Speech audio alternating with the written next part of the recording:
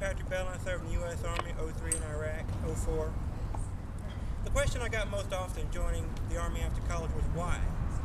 Because you want to serve. You have a vision of America, how you want her to be, safe, prosperous. You're always looking towards the future. Now that is the same reason why I joined Operation Free. Our current energy policy does not align with our values. It constrains and in some cases dictates our foreign policy. Climate change will exacerbate dangerous areas of the world. And there are people who want to dispute the science. But the CIA recently established a climate center to study the possible national security implications of climate change and its effect on unstable regions.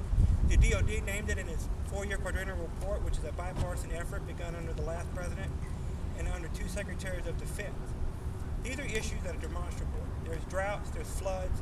People are even using the snowstorm to dispute global warming. What they don't understand the nature of it is it disrupts patterns. The same reason why there'll be a drought followed by a massive flood or a massive tidal wave. It's an issue that we can come together as veterans and people who care about national security. And it's just the right thing to do because resources are going to become more scarce. There's going to be more wars, greater danger for the world and for America. And with that, I'd like to turn it over to Robin. Hello everyone, thanks again for coming out. I really appreciate it. I'd just like to say how lovely Oregon is, and I'm really excited to be here. I'm scouting for different places to live in the United States, so this is nice. Also, definitely thank you to Senator Schrader for coming out and supporting us. Like I said, my name is Robin Eckstein, and I was with the 123rd Maine Support Battalion, 1st Armored Division, when I deployed to Iraq in 2003. My job while I was over there was I was a truck driver, and I was stationed on Baghdad International Airport. And what I would do as my main mission was I would drive every day outside of Baghdad International Airport to surrounding posts within Baghdad and right outside of it. And mainly, the 2 main things that we hauled were fuel and water. And I realized really early on that every time we rolled outside the gate, it was a roll of the dice as far as what we were going to encounter that day. Was it going to be IEDs? Was it going to be sniper fire? Was anyone going to get shot or killed? And I thought to myself, if we could just be a little more energy efficient, that would mean less times outside the gate, which means less risk to American lives. And I know that we have the technology already and that they're developing it, so why are we not using it already? I mean, if it can save American lives by just being a little more energy efficient, it seems like a good idea.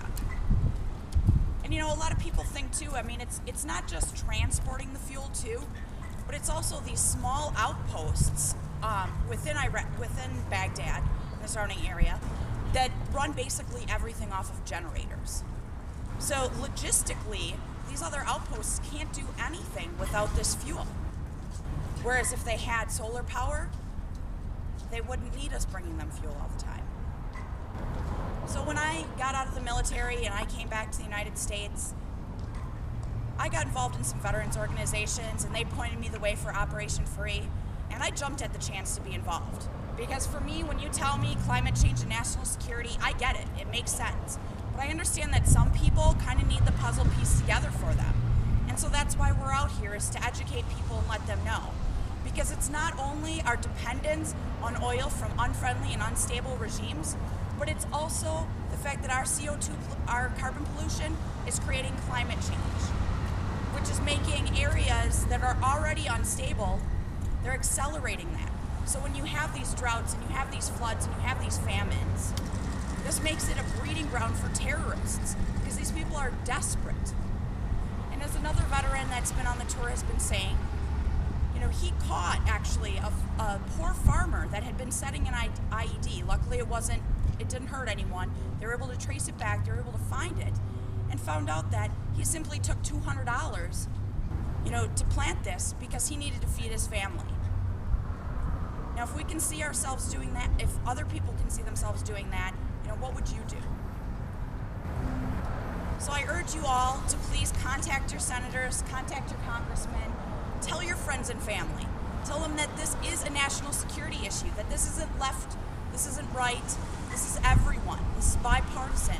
We all need to get together because everyone wants our nation to be secure. We need to take back our energy future. And with that, I would like to open it up for questions.